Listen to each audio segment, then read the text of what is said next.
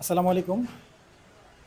আমরা যারা ঢাকার বাইরে থাকি, তাদের জন্য আসলে ঢাকার খাবারের ভিডিও করা প্রায় অসম্ভব হয়ে যায়। ঢাকা যাওয়া আমাদের জন্য অনেকটা কষ্টসাধ্য।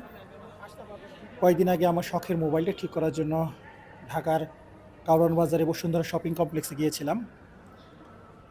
যেহেতু অনেকক্ষণ এখানে ছিলাম, দুপুরে খাওয়া-দাওয়া করলাম বসুন্ধরার পাশে একটা রেস্টুরেন্টে।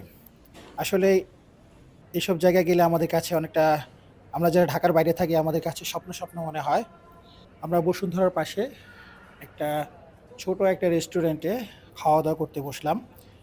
যদিও ভিডিওতে রেস্টুরেন্টটা খুব সুন্দর দেখা যাবে, কিন্তু বাস্তবে আসলে রেস্টুরেন্টটা এত সুন্দর না। আর আমি একটা জিনিস লক্ষ্য করে দেখলাম, বসুন্ধরার আশেপাশে সব ফাস্ট ফুড, ভাজাপোড়া, বার্গার, তারপরে বিভিন্ন প্রকার ফাস্ট ফুডের খাবার। নুডলস আছে। ভাত খাবারের হোটেল নাই। দুপুরে আমরা গিয়েছি, আমাদের ভাত খেতে হবে। অনেক খোঁজাখুঁজি করার পর পাশে একটা ভাঙাচোরা হোটেল পেয়েছি এবং এখানে খাওয়া-দাওয়া করতে বসলাম। আমরা ভাত নিলাম, বিভিন্ন পদের ভর্তা নিলাম আর চিংড়ি মাছ। আসলে আজকে কথা বলবো এই চিংড়ি মাছটা নিয়ে।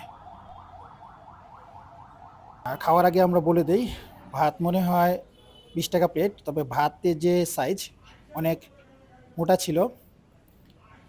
আর ভর্তা হচ্ছে ৳৩০ প্রতি পদের ভর্তা, আলু ভর্তা, কাঁচা কলার ভর্তা, করলা ভাজি, সবগুলো ৳৩০ করে প্লেট।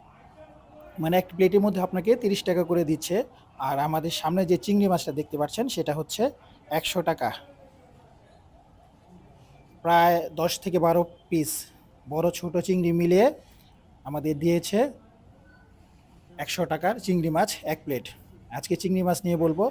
ভর্তা আসলে আগে ভর্তা নিয়ে বলে দেই। ভর্তা এবং ভাজি একদম সাধারণ হোটেল, সাধারণ মানের খাবার। খেলে পেট ভরে। খুব বেশি স্বাদ না, খুব খারাপ না। আপনার খেলে খারাপ লাগবে না। করলা ভাজি দেখতে খুব সুন্দর ছিল। তবে করলা ভাজিতে আলুর পরিমাণ কম ছিল। আমার কাছে একটু তিতা, তিতা লেগেছে। যেটা নিয়ে কথা বলছি, আমরা চিংড়ি মাছ নিয়ে কথা বলছি। চিংড়ি মাছটা আমার কাছে চমৎকার লেগেছে।